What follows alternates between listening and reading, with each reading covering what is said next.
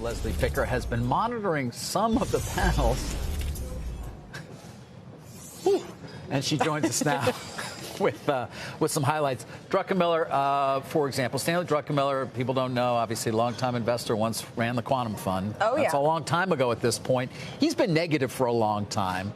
And that continued. And that continued. That continued.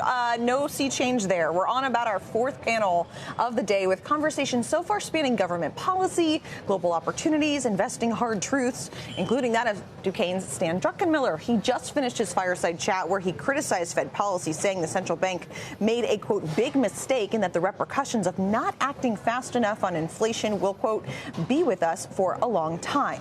As such, he's predicting a hard landing by the end of next year.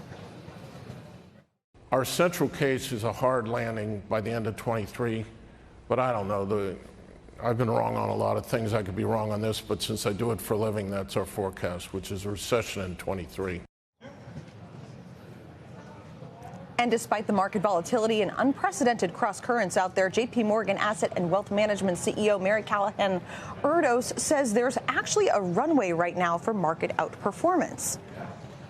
It's actually the easiest time in the world to find alpha. There is alpha everywhere. The little title somewhere said, where is the alpha now? It's everywhere. It is irresponsible to be passive in what you're doing right now. I would say it's irresponsible.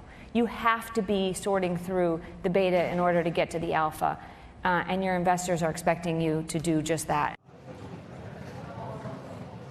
Erdos said areas investors should be thinking opportunistically about right now include telecoms, semiconductors, and cybersecurity, in addition to real estate and potential currency dislocations. She called UK banks, and this is interesting amid this morning's news, the most interesting thing to invest in right now, and urged the audience not to bet against China. She said, quote, staying invested in these markets is one of the most important things and one of the most difficult things to do.